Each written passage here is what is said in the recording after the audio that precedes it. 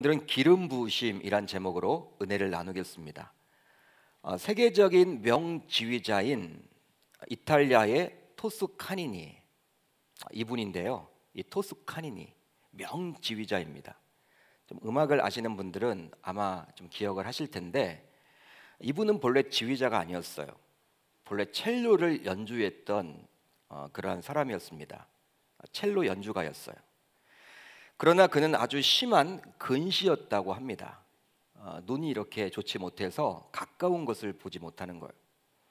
그러기에 관현악단 일원으로 연주를 할 때면 앞에 놓여 있는 악보를 제대로 볼 수 없기에 늘 미리 악보를 외워서 연주를 했다고 합니다. 연주회에 동참을 하거나 연습할 때도 다른 사람들은 그 악보를 보고 하면 좋은데 자신은 그게 보이지 않으니까 그냥 다 여러분 암기를 해야만 했어요. 악보를. 한 번은 연주회 직전 지휘자가 갑자기 병원에 입원을 하게 되었다고 합니다. 갑작스럽게 입원을 하게 되었어요. 보통의 경우라면요, 외부에서 지휘자를 수혈하겠죠. 그렇지만 너무나 갑자기 일어난 일이기 때문에 외부에서 지휘자를 모실 수도 없었고 내부에서 지휘자를 세워야만 했습니다. 그런데 그 많은 오케스트라 단원 중에 곡을 전부 암기했던 사람은 오직 토스카니니, 그 사람 한 분뿐이었어요. 그렇게 해서 그는 임시 지휘자로 발탁되어서 지휘대 위에 올라서 지휘를 하게 되었다고 합니다. 그때 그의 나이가 19세였고요. 또 세계적인 지휘자 토스카니니가 탄생하게 된 거예요. 본래 첼로를 연주했다가 이제 지휘자로 변신하게 된 것이죠. 한 번 세워졌는데 그 기회를 놓치지 않았던 거예요. 이런 이야기를 우리가 듣고 있노라면요, 뭘 떠올릴 수가 있습니까? 그래, 준비를 잘해야 하겠구나. 준비된 자에게는 기회가 온다. 또 미래는 준비한 자의 것이다. 그러니까 정말 우리가 준비를 해야만 하는구나. 이걸 깨닫게 되죠. 이렇게 우리들이 살아가는 세상에서 무언가에 대한 준비는 대단히 중요하다고 할 수 있습니다. 예를 들어 보면 생사가 오가는 전쟁의 경우에도 보다 전쟁 준비를 한쪽이 승리를 거둘 확률이 높아지겠죠. 또 최고 통치자인 대통령이 되려는 자도 사전에 여러 준비를 해야지만 선거에서 보다 유리한 고지에 오를 수가 있습니다. 대통령을 하려면 그냥 능력이 있어야 하겠죠. 실력을 길러야 한단 말이에요. 미리미리 준비를 해야만 하겠죠. 이제 이번 주 목요일에는 대학 수능 시험이 있는데 수능 시험을 더 철저하고 꼼꼼하게 준비한 학생들이 더 좋은 성적을 거두게 될 거예요. 보통 학생들이 이제 실수한다 그러죠. 실수한다. 아는 문제 놓쳤다.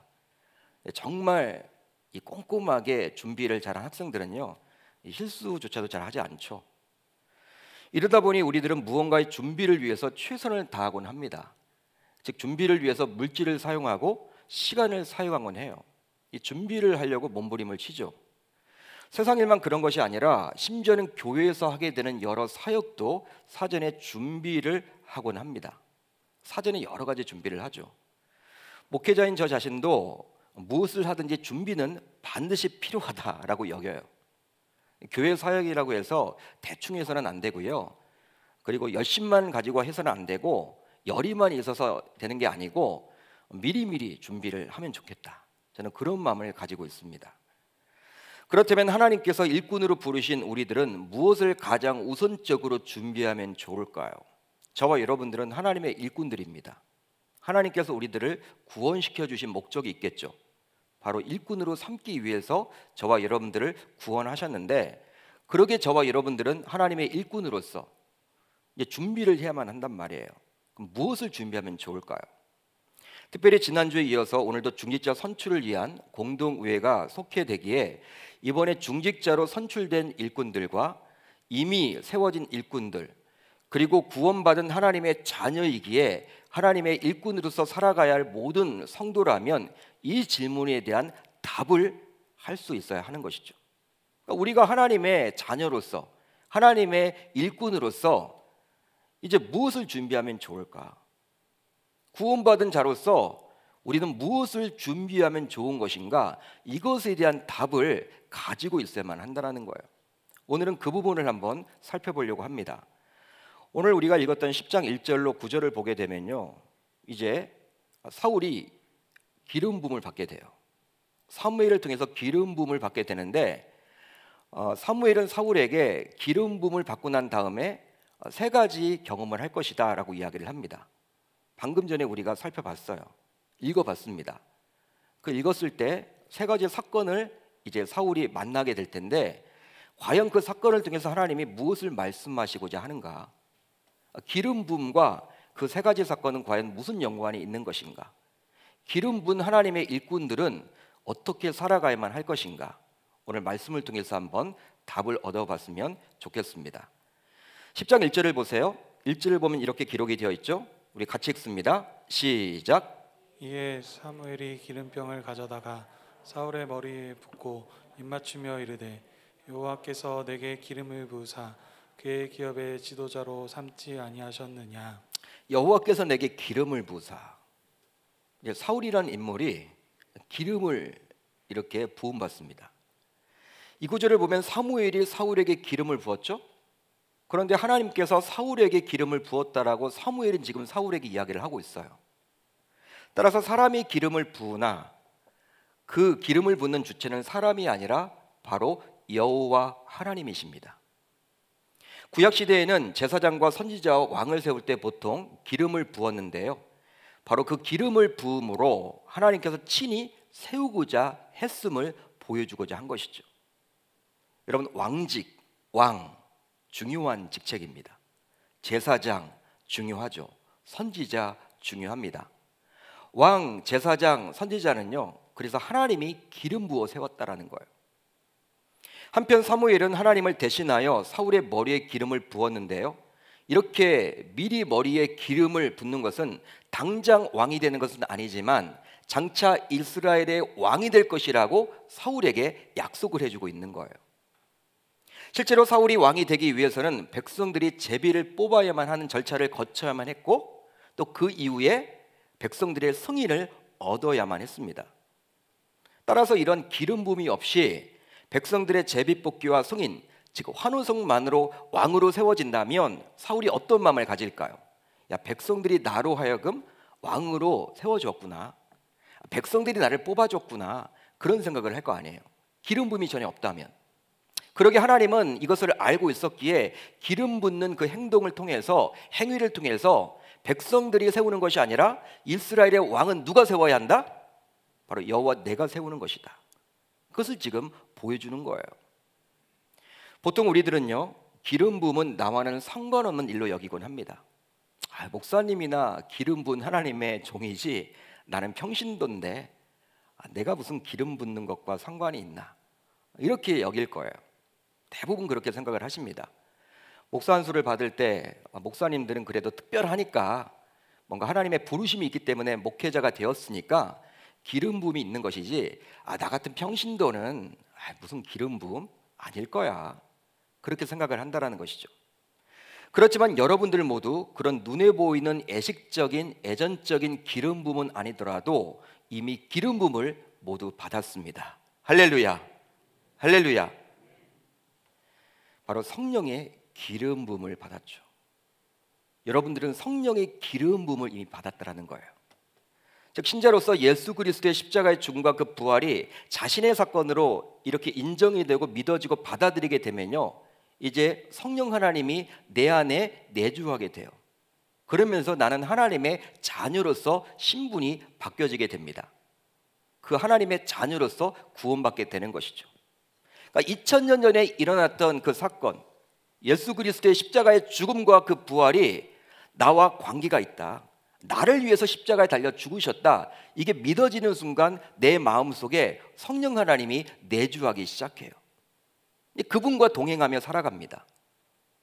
이제 하나님의 자녀가 된 거예요. 신분의 변화죠.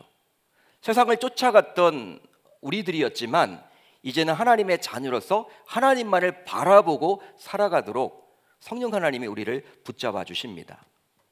그렇기 때문에 성령이 우리들에게 기름 부어 이렇게 있는 것이죠. 그러니까 성령을 받았다라는 것, 구원의 확신이 있다라는 것, 하나님의 자녀가 있다라는 것은요, 이 보통의 여러분 문제가 아닌 거예요. 대단한 거예요, 대단한 거. 굉장한 거예요. 황홀한 거예요, 여러분. 탁월한 거예요. 하나님께서 우리들을 자녀로 삼아 주셨다라는 거. 이건 보통의 여러분 문제가 아니라 하나님이 기름 부어 세워 주신 것이죠. 그러게 오늘 말씀은요, 신약 시대를 살아가는 우리들 모두에게 분명히 연관이 있습니다. 한편 기름을 붓다라는 말은 히브리어로 무슨 단어를 쓸까요? 기름을 붓다, 메시아라는 단어를 씁니다. 헬라어로는 어떤 단어를 쓸까요? 바로 그리스도라는 단어를 씁니다. 메시아, 그리스도 많이 들어보셨죠? 따라서 구약 성경 곳곳에서 메시아가 올 것이라는 예언은 신약 성경의 그리스도가 오심으로 이미 성취가 된 거예요. 오늘 본문 안으로 다시 들어가 보면 사무엘은 사울에게 기름을 붓고 사울이 앞으로 세 가지 사건을 경험하게 될 것이라고 사울에게 이야기를 하는데요, 사울이 경험하게 될 그 세 가지 사건 모두 우연히 일어난 일이 아니라 기름 부음과 연관이 있다는 거예요. 그리고 기름 부은 입은 자로서 어떻게 살아가야 할지에 대해서 지금 말해주고자 하는 것입니다. 그러니까 저와 여러분들에게도 주시는 메시지죠. 하나님의 음성입니다. 이제 기름 부음을 받고 사울은 사무엘을 떠나게 되었어요. 베냐민 경계 셀사에 있는 나엘의 묘실 곁에서 사울은 두 사람을 만나게 되는데요, 첫 번째 경험이에요. 사울이 경험한 첫 번째 경험. 두 사람 만나는데, 그런데 이 두 사람은 사울에게 다음과 같이 말을 합니다. 내가 찾으러 갔던 암나기를 찾은지라 내 아버지가 암나기들의 염려는 놓았으나 너희로 말미암아 걱정하여 이르되 내 아들을 위하여 어찌하리요. 잘 보세요.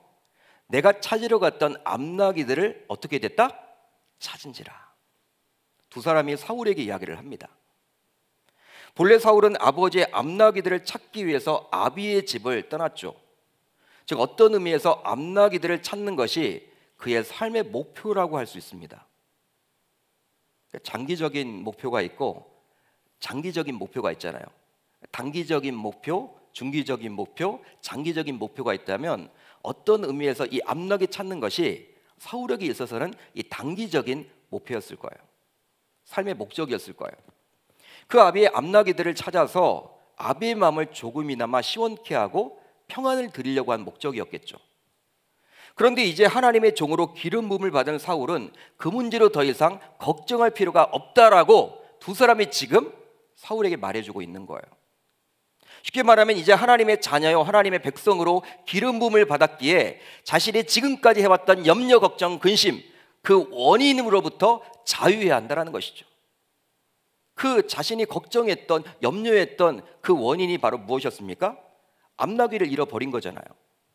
이것 찾기 위해서 헤매고 다녔잖아요. 그 원인으로부터 이제 자유해야 한다는 거예요. 이미 하나님께서 답을 주셨기 때문에. 실제로 집 나간 암나귀들을 찾고자 사울이 열심을 다했지만 사울은 결국 찾지 못했죠. 사울은 열심히 노력을 기울였지만 찾지 못했습니다. 즉 사울의 힘만으로는 불가능했어요. 그러나 친히 하나님께서 그 암나귀들을 모아서 찾아주셨다는 거예요. 하나님이 해주신 것이죠. 여러분, 이것이 바로 하나님으로부터 기름 부음을 받은 종들이 가져야 할 자세입니다. 바로 사울처럼 열심히 그리고 최선을 다하되 결과는 하나님께서 책임져 주셨듯이 그 하나님께 결과를 맡길 수 있어야만 하는 거예요. 보통 사람들은 어떤 일을 해나가는 데 있어서 열정을 가지고 열심히 최선을 다해서 해야만 한다라고 이야기를 합니다. 사람들이 여러분 어떤 얘기를 주로 합니까? 어른들이 다음 세대 우리 아이들이나 우리 청년들을 바라보면서 부모라면 어떤 이야기를 할까요? 열심히 살아야 돼. 뭐든지 최선을 다해야지. 노력은 해봤니? 좀 해보면 좋겠다. 정말 열정적으로 살아야 돼. 공부를 하더라도 열정적으로 한번 해봐. 취업을 하려고 해도 열정적으로 한번 문을 두드려봐. 부지런해서 아침에 일찍 일어나서 무엇을 하든지 간에 열심히 한번 최선을 다해서 해봐라. 소위 그것을 미덕이라고 말을 합니다. 세상에서는 그게 미덕이에요. 그리고 그렇게 할 때 결과도 잘 나온다라고 여기죠. 그러다 보니 어디에서든지 무엇을 하든지 최선을 다해서 열심히 할 때 인정을 받습니다. 그런 분들이 직장에서도 인정을 받아요. 그리고 교회에서도 인정을 받습니다. 열정적인 분, 열심을 다해서 최선을 다하는 사람들, 그런 사람들이 인정을 받는 시대죠. 그렇지만 하나님의 기름 부음을 받는 주의 일꾼들은 열심을 가지되 열심히 하되 최선을 하되 그 결과만큼은 오직 주님께 맡길 수 있어야만 할 줄 믿습니다. 결과까지 내가 하려고 하지 말라는 거예요. 결과는 하나님께 맡길 수 있어야만 하는 거예요. 따라서 사울이 경험한 첫 번째 징표를 통해서 우리는 무엇을 생각해 볼 수 있을까요? 바로 무슨 일이든 최선을 다하되 그 결과는 하나님께 맡길 수 있어야만 합니다. 저와 여러분들 모두 열심히 사십시오. 최선을 다하십시오. 그렇지만 후회 없이 최선을 다해 보십시오. 그렇지만 그 결과만큼은 하나님께 맡길 수 있기를 바랍니다. 그렇게 행할 때 하나님께서는 우리가 행하는 일도 책임져 주시겠죠. 실제로 복음서를 한번 보세요. 복음서를 보게 되면 예수님께서는 자신의 제자들을 부르시면서 다음과 같이 이야기를 합니다. 나를 따라오라. 내가 너희를 사람을 낚는 어부가 되게 하리라. 나를 따라오라. 따라오라는 거예요. 이런 주님의 말씀을 듣고 제자들은 다음과 같이 행동을 하는데요. 그들이 곧 그물을 버려두고 예수를 따르니라. 예수를 따르긴 따르는데 그 전제 조건이 뭐였어요? 제자들이 뭘 버렸어요? 그물. 또 있습니다. 그들이 곧 배와 아버지를 버려두고 예수를 따르니라. 따르긴 따르는데 뭘 버렸어요? 배와 아버지. 이 구절에서 제자들이 말하고 있는 그물, 배, 그리고 아버지는 보통의 사람들이 추구하는 삶의 목적이라고 볼 수 있겠죠. 여러분, 어부로서 배, 그물 전부 아닌가요? 삶의 발판이고 삶의 터전이고 그게 목표가 되지 않을까요? 그리고 아버지 잘 섬겨야죠. 실제로 이것 때문에 많은 사람들이 염려하고 걱정하곤 합니다. 또 스트레스를 많이 받죠. 이런 것들 때문에, 눈에 보이는 이런 것들 때문에. 그러나 제자들은 이제 주님의 의도를 제대로 알았기에 그물, 배, 그리고 아버지 때문에 더 이상 속상하고 염려하고 걱정하지 않겠노라고 결단했던 거예요. 바로 그것조차도 오직 하나님께 맡기겠다라는 신앙의 결단이죠. 자신이 하지 않고 지금까지 자신이 그것을 하려고 몸부림쳐 왔는데 이제 배조차도 그물조차도 아버지조차도 하나님께 맡기겠다라는 거예요. 제자들이 문자적으로 그물, 배, 그리고 아버지를 진짜 모른 척 버리는 것이 아니라 지금까지는 자신의 열심만으로 그런 것들을 해오려고 몸부림쳤지만 이제부터 주님께 그것조차도 맡기겠다라는 믿음의 표시로 보셔야만 하는 것입니다. 그러기에 이미 기름 부음을 받아 하나님의 자녀요 일꾼으로 세워진 우리들 모두 이제 무슨 일이든 최선을 다해서 열심히 해나갈 수 있기를 바라며 그 결과는 하나님께 전적으로 맡길 수 있어야 할 줄 우리 주님의 이름으로 축원합니다. 축원합니다. 즉 세상의 일이든 교회의 일이든 어떤 일이든 과정은 최선을 다하세요. 최선을 다하시면 좋겠어요. 그러나 그 결과는 주님께 온전히 맡길 수 있어야 할 줄 믿습니다.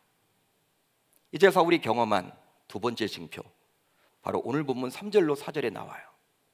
그렇다면 이런 생각을 가져볼 수가 있죠. 왜 하나님께서 이렇게 첫 번째 징표를 보여주셨을까? 사울에게 기름 부어서 그 기름 부는 행위 다음에 왜 하나님께서는 사무엘을 통해서 사울에게 앞으로 사울이 이런 일을 만나게 될 것이다, 왜 이런 이야기를 해주셨을까? 그리고 사울로 하여금 왜 이런 사건을 경험토록 했을까? 왕으로 세워집니다. 이제 사울이 왕직을 감당하기 위해서는요 자신의 열심만으로 안 되죠. 열심히 하겠죠. 사울은 열심히 대단했던 사람이니까. 그렇지만 뭐 전쟁을 하거나 경제적인 어떤 정책을 피거나 뭘 하든지 간에 결과는 누구한테 맡겨야 된다? 하나님께 맡겨야 된다. 사울에게 지금 그 얘기를 하고 싶은 거예요. 하나님께서는 네가 왕이 되어도 네 생각으로 하는 것이 아니라 왕직을 감당하기 위해서는 바로 나에게 묻고 해라. 열심히 최선을 다해서 노력을 해야 돼. 그렇지만 그 결론을 내가 내려고 하지 말고 나에게 결론은 맡겨야 하는 거야. 지금 그 말을 하나님이 사울에게 해주고자 지금 기름 부은 다음에 그 사건을 경험토록 한 것입니다. 이제 두 번째 사건이 바로 3절로 4절에 나와 있죠. 사울은 베델로 올라가는 세 사람을 만나게 됩니다. 첫 번째 징표에서는 두 사람이었는데 이제 몇 사람을 만나게 돼요? 세 사람. 베델의 본래 지명은 루스라는 곳이었어요. 이곳은 하나님께서 야곱이 가장 힘들 때 만나 주셨던 곳이고, 야곱은 그곳에 제단을 쌓습니다. 하나님 앞에 예배를 드려요. 너무나 감사한 나머지. 따라서 이스라엘 백성들에게서는 유서 깊은 곳이라고 감히 말할 수 있어요. 베델에 올라가는 것은 바로 무슨 행위를 하기 위한 거예요? 바로 예배드리기 위한 목적에서 올라갔겠죠. 그 세 사람이. 그러니까 세 사람은 분명히 예배자라 감히 말할 수 있습니다. 예배를 드리기 위해서 올라가는 거예요. 그들이 염소 새끼 세 마리를 이끌고 간 것으로 보아서 아마도 희생 제사를 드리러 간 것이겠죠.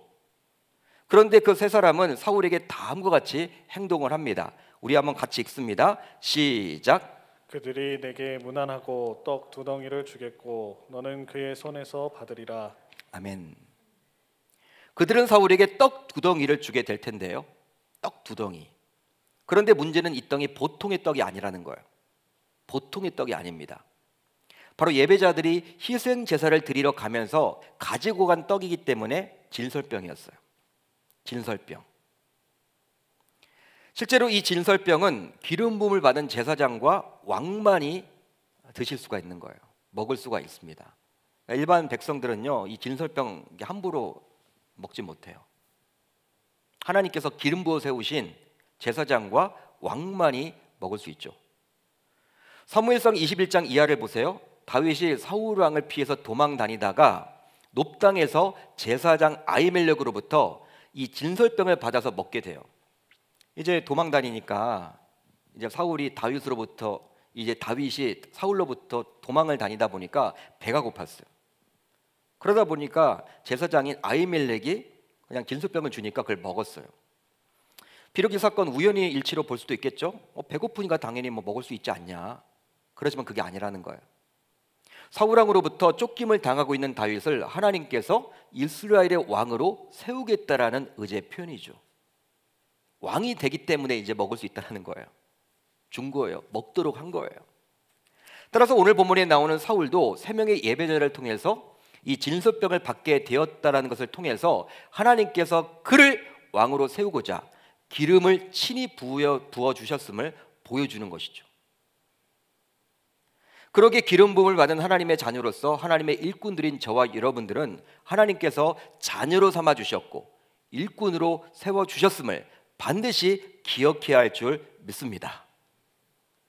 그런 확신을 가지고 삶을 살아가고 신앙생활을 해나가고 사역의 장에서 충성스럽게 봉사를 할 수 있어야만 하는 거예요. 특별히 이번에 공동회의를 통해서 새롭게 중직자로 세워지는 일꾼들이 계시다면 하나님께서 친히 교회의 필요에 의해서 세워주셨음을 기억하고 그 하나님만을 바라보고 교회를 위해 충성스럽게 헌신해야 할 줄 우리 주님의 이름으로 축원합니다. 축원합니다. 그렇다면 왜 하나님께서는 이 두 번째 징표를 보여주셨을까요? 사울은 이제 왕이 될 겁니다. 여러분, 왕 노릇하기가 쉬울까요? 어려울까요? 쉽지 않아요. 한 나라의 왕으로서 제대로 살아간다는 거 쉽지 않아요. 왕정 국가라고 하지만 여러분, 왕이 되었다고 하면요, 이제 백성들을 이제 경제적으로 잘 먹여야 되고 또 주변 이웃 나라들이 쳐들어왔을 때 잘 방어를 해서 백성들을 이렇게 잘 다스려야 하잖아요. 여러분, 이런 부담감이 있을까요, 없을까요? 사울이라고 있을 수밖에 없죠. 있을 수밖에 없습니다. 여러분들의 삶의 그러한 터전에서 어떤 장자만 맡아도 아마 여러분 걱정이 심할 거예요. 저도 담임 목사를 저도 이제 내년 3월이 되면 위임받은 지 3년이 되는데 지난 3년이 거의 10년보다 부교육자 10년 했던 것 그 이상이 했던 것 같아요. 책임감 감당 못해요. 교회 사이즈가 커지면 커질수록 그 책임감이 짓눌러 오죠. 아마 여러분들 여기에도 뭐 선생님들도 계셔도 우리 교장 선생님이 계시다면 그 학교 책임자 아닙니까? 이 코로나 상황 가운데 담임 목회자도 마찬가지고 여러분, 한 나라의 왕으로서 이 책임감이 여러분 짓누른단 말이에요. 그럴 때마다 어떤 마음이 들까요? 야, 왕 그만하면 좋겠다. 왕 하기 싫어. 하기 싫다. 그냥 그만두고 싶어. 여러분 그런 마음이 사울이라고 여러분 없었겠습니까? 그렇기 때문에 그때마다 누구를 기억하라는 거예요? 백성들이 세운 왕이 아니라 누가 세웠다라는 거예요? 여호와 하나님. 여호와 하나님. 또 그때 진설병 먹었잖아. 하나님이 먹도록 한 거야. 진설병은 아무나 못 먹어. 율법에 의하면 제사장이나 왕만 먹을 수 있는데 하나님이 너로 하여금 먹였잖아. 하나님이 너로 하여금 왕으로 세워준 거야. 사울로 하여금 이것을 확신시키고자 그 두 번째 징표를 보여준 거예요. 이제 사울이 경험할 마지막 징표가 나오는데요. 블레셋 영문에서 선지자의 무리가 비파와 소고와 저와 수금을 앞세우고 예언하면서 산당에서 내려올 때 사울은 그 무리를 만나게 될 텐데요. 사울은 다음과 같은 놀라운 일을 경험하게 될 것이라고 사무엘을 통해서 듣게 되었어요. 내게는 여호와의 영이 크게 임하리니 너도 그들과 함께 예언을 하고 변하여 새 사람이 되리라. 기름 부음을 받아 왕이 될 사울에게 이제 하나님의 영인 성령이 임하게 되었습니다. 그 결과 사울은 외적으로는 어떤 모습으로 변해요?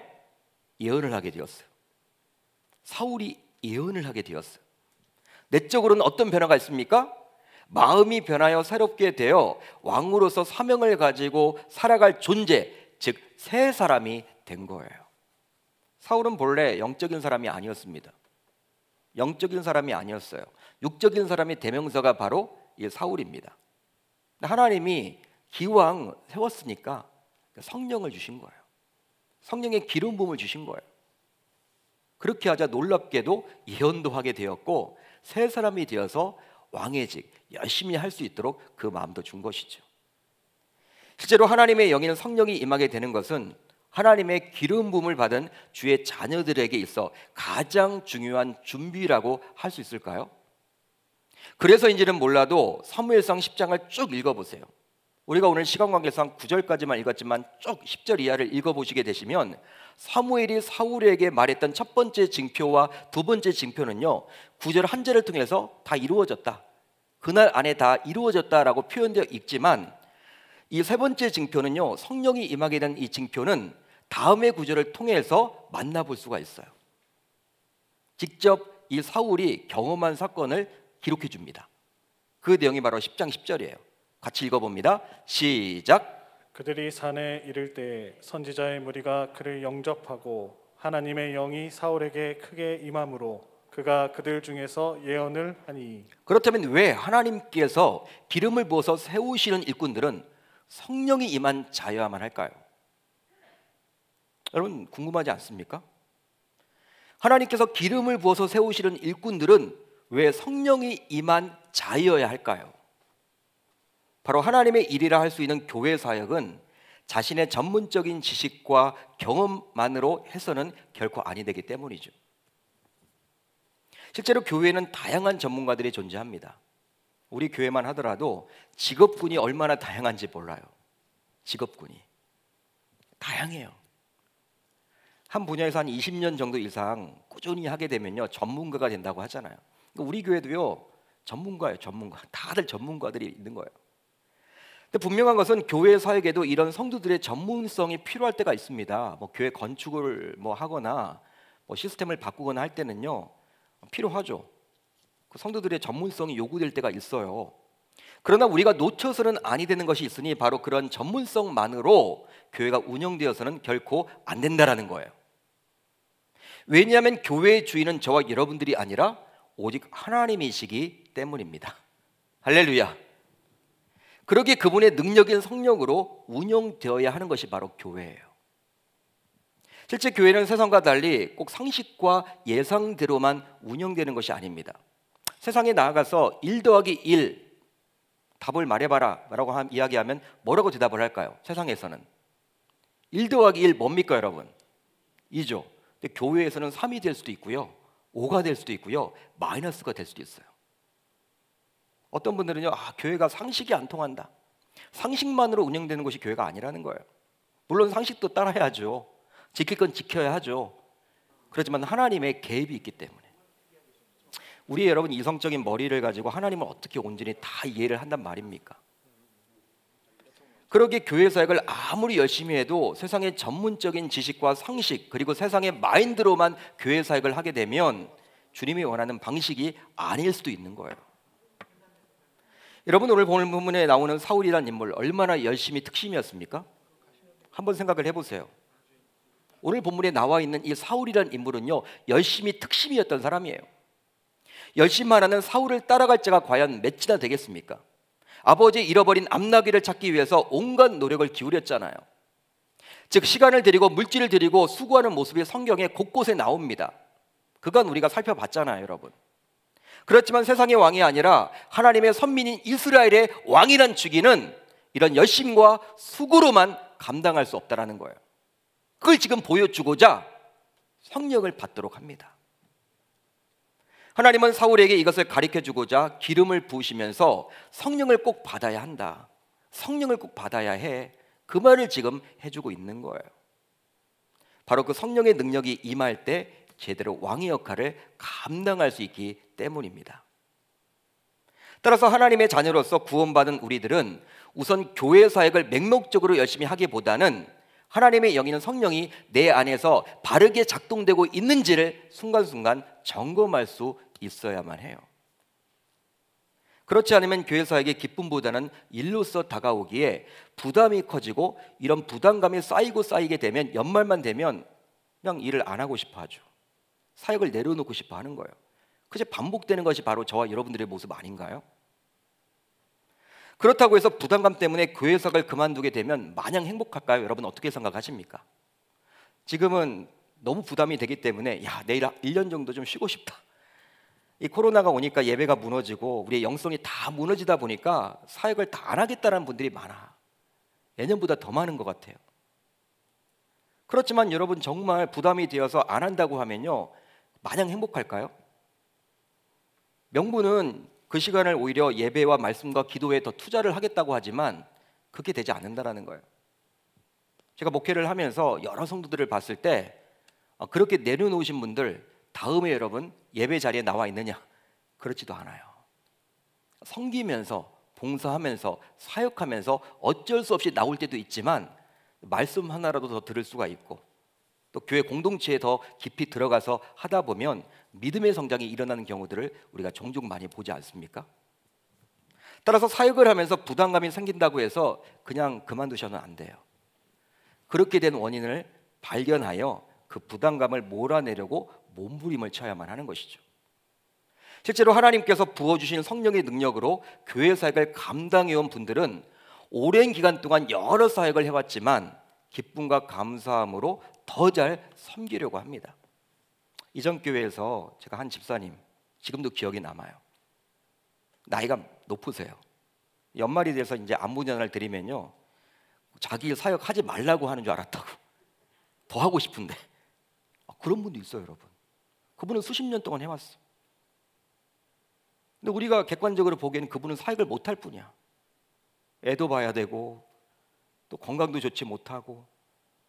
근데 교육자가 전화를 하면 그만두라고 할까 봐. 이게 여러분 그분의 모습이었어요. 대부분은 그렇지 않잖아요. 근데 그분은 왜 그럴까요? 기쁨이 있는 거예요. 기쁨이 있는 거예요. 성령께서 주시는 그 능력으로, 그 힘으로 자신에게 맡겨진 그 사역을 하다 보니까 너무 감사한 것이죠. 그러게 처음 설교를 시작하면서 드렸던 질문 무엇이었습니까? 하나님께서 일꾼으로 부르신 우리들은 무엇을 가장 우선적으로 준비하면 좋을까요? 이 질문에 대한 답은 무엇입니까? 바로 성령의 임재라고 감히 말할 수 있습니다. 할렐루야, 할렐루야. 성령의 능력이죠.